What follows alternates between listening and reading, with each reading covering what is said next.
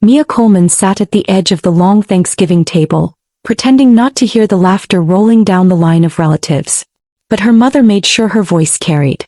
Mia will never own a house like her sister, she said loudly, waving her fork as if declaring a fact written in stone. Cassandra smirked beside her, sipping wine with the same satisfied expression she had worn since childhood. She'll be broke forever, Cassandra added, eyes flicking toward Mia like she was delivering a punchline. Mia didn't argue.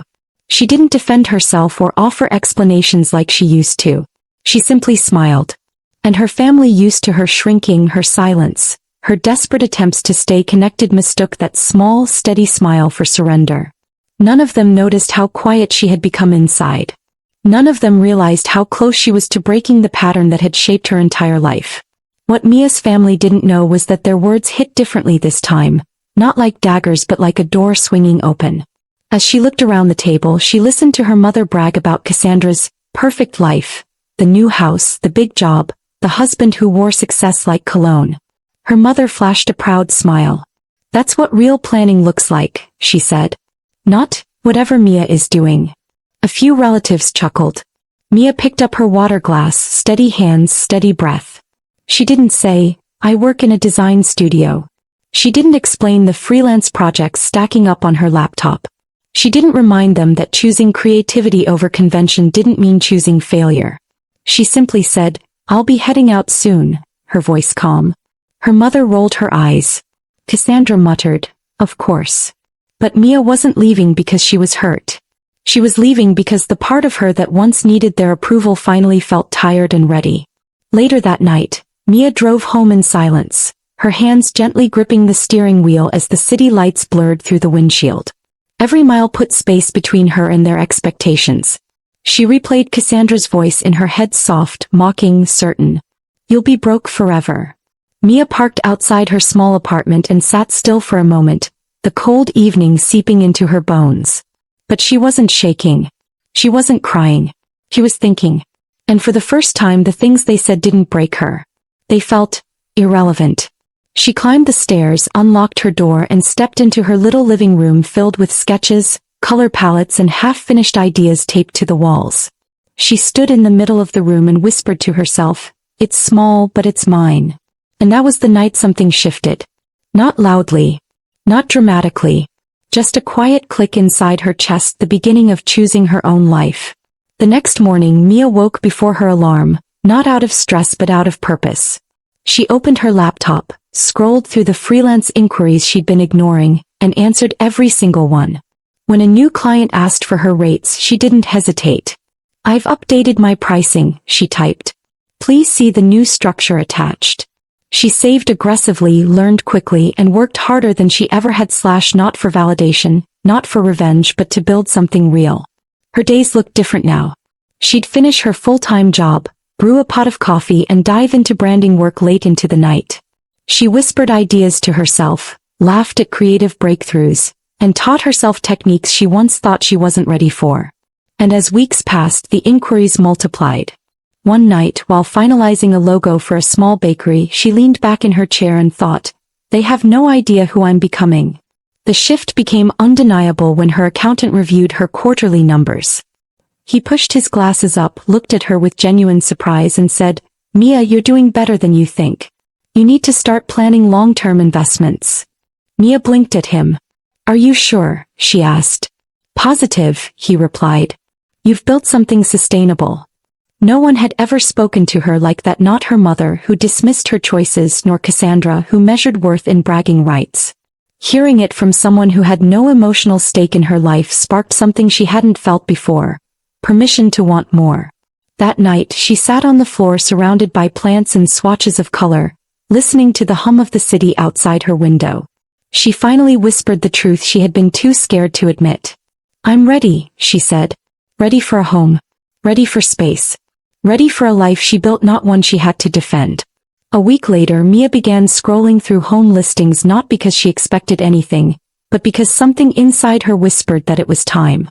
She passed modern condos and identical gray townhouses until one headline made her pause. Historic Victorian home in Millbrook. Millbrook, the same neighborhood her mother used to call the area for real successes. Mia clicked the listing. Tall windows, a wraparound porch, stained glass, a tower room filled with sunlight. She leaned closer to the screen. "This can't be my price range," she whispered. But it was. The next morning she called the listing agent. A warm voice answered, "This is Rowan Realty. This is Ms. Hart speaking." Mia swallowed, suddenly nervous. "Hi. I'm interested in the Victorian home." Ms. Hart didn't ask if she was sure, didn't ask for a co-signer like others had. Instead she said, "Come see it. I think it may be waiting for someone like you." Walking through the house felt like stepping into a story she'd been writing without realizing it. There was dust, worn paint, uneven floors, nothing perfect, but everything full of potential. When Mia touched the stained glass window, colors danced across her hands. She smiled quietly. "It feels alive," she whispered. Miss Hart stood behind her, arms crossed gently. "Old homes choose their people," she said. "Does this one speak to you?" Mia nodded, breath trembling. "Yes. It feels like home." Miss Hart led her into the turret room. Sunlight streamed in through 3 tall windows. "Most buyers want something modern," Miss Hart said. "Something already done." Mia shook her head. "I don't mind the work." Miss Hart smiled, then the easy kind. "Then I believe it's yours if you want it." Mia didn't hesitate. For the first time in her life, wanting something didn't feel selfish. It felt right. 2 weeks later, after inspections, signatures, and paperwork that made her hands sweat, Mia stood in front of the house holding the keys. She didn't call her mother. She didn't tell Cassandra. She didn't share it online. She let the moment belong only to her. "Welcome home," she whispered, unlocking the door for the first time. Renovations began quietly. She worked during the day, painted late at night, and learned to sandwood floors with YouTube videos playing softly in the background. When friends asked why she was always busy, she only said, "I'm working on something." And she was. Every room she restored felt like reclaiming a piece of herself. One night, while painting the kitchen cabinets, she laughed softly. "If they could see me now," she whispered. Not in bitterness. In pride. Quiet earned pride. Months passed and the house transformed. The kitchen glowed with warm white cabinets. The living room walls carried soft sage hues. The floors shone again after decades. But the turret room that was her masterpiece. She filled it with plants, her design books, her desk, and sketches pinned around the curved walls. Every morning, light spilled over her work like a blessing. On a breezy Saturday, she walked barefoot through the finished house. Every room felt like a small victory. She ran her hand along the railing of the restored staircase and whispered, "I did this." Not for anyone's approval, not for comparison, but for herself. She sat on the porch as the sun rose and felt something she hadn't felt in years, being settled. Not finished, just settled. As if her life had finally stopped shrinking, finally had room to breathe. 2 weeks after she moved in, her phone rang. Her mother's voice crackled through the speaker with suspicion sharp enough to cut. "Mia, your sister said you've been telling people you bought a house. Is that true?" No congratulations. No softness. No curiosity. Just disbelief wrapped in accusation. Mia answered plainly, "Yes, it's true." Her mother scoffed. "Where?" "In Millbrook." "Yes," Mia replied. Silence followed, long and stunned. Then her mother demanded, "Send the address. We're coming to see it." Mia almost laughed. After years of mockery, they spoke as if they had the right to walk into a life they never believed she could build. Against her better judgment, she sent the address. Not for validation. Not for approval. For truth. The truth of who she had become without them. Mia didn't prepare for their visit, not a single explanation, not a single speech. She simply kept working at her desk in the turret room, sorting color samples for a new client. An hour later, her phone buzzed, non-stop calls from her mother, calls from Cassandra, text after text. She didn't answer. She walked downstairs, the soft creak of the hallway echoing through her home, and stopped near the front room. Through the stained glass window, she saw a car pulling up. Doors slammed. Voices overlapped, her mother complaining, Cassandra muttering something about finally seeing the lie for herself. Mia stayed quiet. She placed her hand on the doorframe, grounding herself. She felt neither fear nor guilt. Just a calm that came from knowing she owed no one an explanation. Cassandra knocked first, sharp, impatient. "Mia, open the door. Stop being ridiculous." Her voice carried the same entitlement she had used all her life. Another knock followed, heavier, her mother's voice cutting through the porch. Mia, enough. We're here. Let us in. Mia didn't move. She watched their blurred silhouettes shift behind the glass. Her phone buzzed again. Cassandra's voice came through on voicemail, dripping with superiority. You're acting childish. Just open the door. Mia let the voicemail finish. She walked toward the far hallway window and looked down at the long curve of her driveway. Their car sat at the bottom like an unwanted piece of her past. She realized they weren't there out of love, they were there because they couldn't imagine a life where she grew beyond their small expectations. They stepped off the porch, pacing restlessly. Her mother called again, irritation sharpening her tone. We're waiting outside. Come out.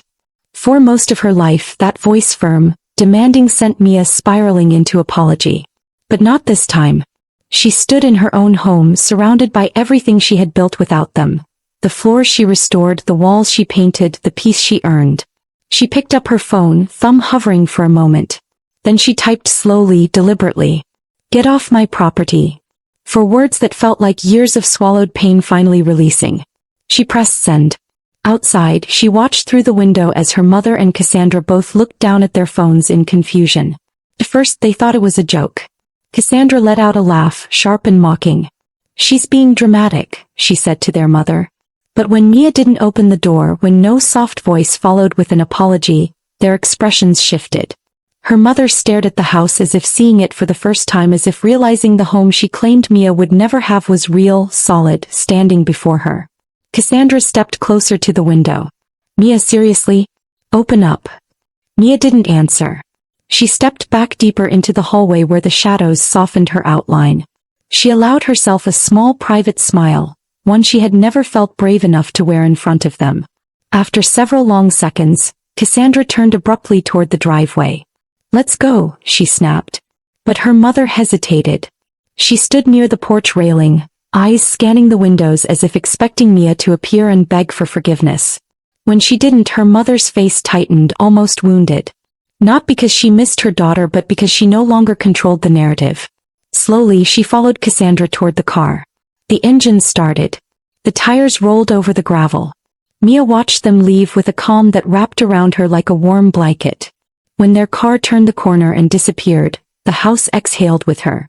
She closed the curtains gently and whispered, "It's finally over." The silence that followed in the days after felt strangely comforting.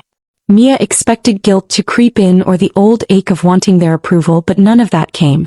Instead, she felt a lightness, as if she had finally dropped a weight she'd carried since childhood. No more sudden demands. No more comparisons. No more uninvited opinions about her choices. Just space. Beautiful, necessary space. One afternoon, while arranging prints in her office, her phone buzzed with an email from Cassandra. The subject line read simply, "I'm sorry." Mia froze for a moment, surprised more than anything. She clicked it open, expecting excuses or veiled insults. Instead, she found a different tone, soft, unpolished, human. Cassandra admitted the truth she had never dared to say aloud. Her confidence was an act, her life was a performance, and seeing Mia build something real had shaken her.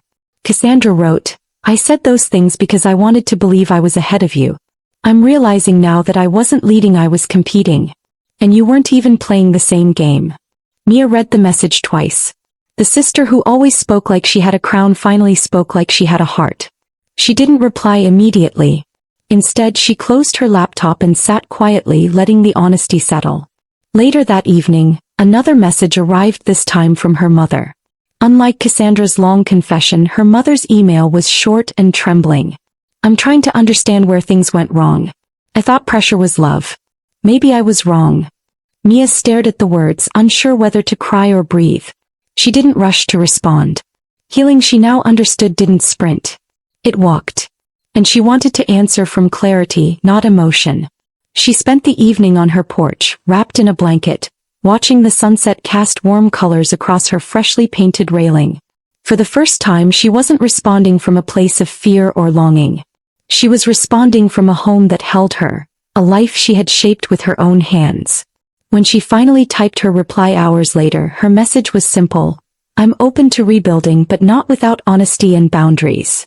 She didn't promise closeness. She promised truth and that felt like enough. Days passed, and Mia found herself adjusting to a new rhythm, a life where her mother no longer dictated her worth and Cassandra's opinions no longer defined her path. She continued her design projects with renewed passion. Her client list grew steadily. She added new books to her office shelf. She planted flowers along the porch. The house began to feel more alive with every small change. And each morning when she woke to the sunlight flooding the turret room, she felt a sense of belonging she had never felt in her childhood home. Her past no longer owned her. Her future was finally hers to shape. One afternoon, while sketching a brand concept for a boutique, Mia's phone buzzed with a video call from a new client. They praised her work, signed a long-term contract, and doubled her usual rate. When the call ended, Mia leaned back in her chair, stunned. She glanced around her office, the warm light, the restored wood, the plants swaying gently by the window, and whispered, This is the life they said I'd never have. She didn't need their approval. She didn't need their validation. She had built something real, something beautiful, something undeniably hers. And standing in that room, she knew this wasn't the end of her story. It was the beginning of the one she finally chose for herself. As winter settled over Millbrook, Mia found herself growing into her new life with a gentle steadiness she hadn't known she was capable of. She kept her distance from her family, not out of spite but out of peace. They messaged her occasionally, each one softer than the last, but Mia replied only when she had the emotional space to do so. One Saturday morning, while she was on the porch sanding a piece of furniture she found at a thrift store, her phone buzzed with a message from her mother. I hope you're well. Do you ever want to talk? I'm here. Mia paused, reading the words more than once. The old her would have rushed to respond. The new her breathed slowly, then placed the phone down. She whispered, Not yet. Healing wasn't a doorway she was ready to walk through just because someone else knocked. Work continued to flow in effortlessly. She picked up new clients, collaborated with small businesses, and redesigned logos for companies she had once admired from afar. Each project felt like a small chapter in the life she had built. One evening, a cafe owner looked at her final design and said, You're incredible, Mia. Your work changed how people see us. Those words reached a part of her that had once been starved for validation. But now they didn't fill an empty hole, they simply added light to a life already bright. As Mia walked home, she realized something important. Her family's voices no longer drowned out her own. She had become someone who trusted her instincts, someone who didn't need a stage or applause to feel worthy. As spring approached, Mia invited a few close friends over for a small housewarming dinner. They ate on the wraparound porch, fairy lights hanging overhead, music soft and warm in the background. Her friends walked through the rooms, admiring the restored floors, the painted walls, the carefully chosen decor. This place is magic, her friend Ava said. It feels like you. Mia smiled.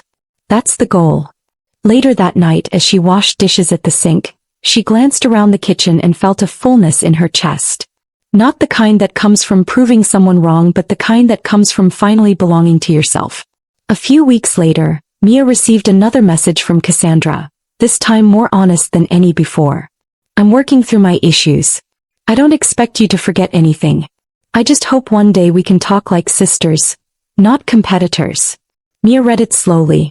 She didn't know if Cassandra would ever truly understand the damage her words had done, but she appreciated the effort. She typed a simple reply, We'll take it slow. And she meant it. She wasn't building a bridge overnight. She was laying a foundation, steady, honest, cautious. Her mother reached out again a month later, this time asking if she could visit. Wrote, I want to see you, not the house. Mia stared at the message, unsure how to feel. Part of her wanted to refuse. Part of her wanted to try. She sat on the porch steps for a long time, watching the wind move through the tall oaks at the edge of her property. When she finally replied, she said, Maybe another time. It wasn't anger, not anymore. It was honesty. And honesty was something her mother would have to learn to accept. With time, the distance between Mia and her family didn't feel painful. It felt healthy. She realized she wasn't closing the door on them forever, she was simply choosing herself first, something she had never been allowed to do before. On a warm June evening, she stood in the turret room, sunlight pouring across her sketches and plants. She whispered, You did it, Mia.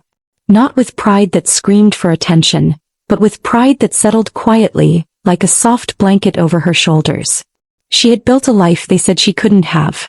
And she did it on her own terms. One morning as she stepped onto her porch with a cup of tea, she saw a small card tucked into the doorframe. It was from her mother. The handwriting was shaky. "I'm proud of you. I didn't know how to show it. I'm learning." Mia pressed the card to her chest. She didn't cry. She didn't rush inside to call her. She simply whispered, "Thank you," and placed it on the entry table. Whether their relationship rebuilt or stayed distant, Mia finally understood something that had taken her years to learn. Her worth had never depended on their approval. The porch was quiet, the house warm, the morning soft. For the first time in her life, everything around her felt earned, peacefully, beautifully earned. And that was enough. Moral lesson. When people refuse to see your worth, it's not your job to shrink, it's your job to rise. Build your life on your own terms, set boundaries without guilt, and remember, the respect you give yourself will always matter more than the validation you're denied. Thanks you for watching, and please remember to tell us where you are watching from today. Hit the like button, comment and subscribe to this channel for more of this.